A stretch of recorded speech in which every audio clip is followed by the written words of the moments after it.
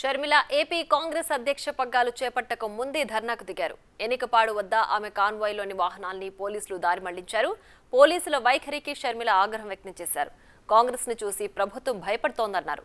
తాను బాధ్యతలను తీసుకోవడానికి వెళ్తుంటే కాన్వాయ్ని ఎందుకు నిలిపివేశారని ప్రశ్నించారు. కాంగ్రెస్ పార్టీని చూసి ఎందుకు భయపడుతున్నారని ప్రశ్నించారు.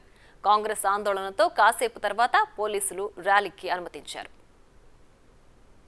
రాజశేఖర రెడ్డి బిడ్డ మా వాళ్ళ మీద చెయ్యి పడిందంటే ఇక్కడే కూర్చుంటది. రాజశేఖర రెడ్డి బిడ్డ నడి రోడ్డు మీద జైల్లో పెడతారా, పెట్టండి చూద్దాం. భయపడుతున్నారని అనుకోవాలి, ఏమనుకోవాలి? ప్రభుత్వం మారారు. పోలీసులకు మళ్ళీ చెప్తున్నాము, రోపులు ఎత్తేయండి, మా కార్యక్రమాలు మమ్మల్ని చేసుకోనివ్వండి. Thank you. షర్మిల కాన్వాయ్లోని వెహికల్స్ ను తాము ఉద్దేశపూర్వకంగా ఆపలేదన్నారు police commissioner Kranti Rana Tata. Routine procedure లో భాగంగానే వాహనాలు ఆపామని వివరణ ఇచ్చుకున్నారు. మేడం ఎయిర్పోర్ట్ నుంచి బయలుదేరారు కాన్వాయ్ లో. మేడం ఎదురున్న బైక్స్ అన్ని వెళ్ళిపోయి మేడం గారి కాన్వాయ్ కూడా వెళ్ళిపోయింది పూర్తిగా. దాని తర్వాత కూడా ఒక 20 to 30 వెహికల్స్ వెళ్ళిపోయింది. ఆ తర్వాత ఏదైతే ఒక 50 to 100 వెహికల్స్ ఉన్నాయో కార్స్, అవి మన ట్రాఫిక్ నియంత్రణలో భాగంగా రొటీన్ గా మనం అన్ని ప్రోగ్రామ్స్ కి చేస్తుంటాము.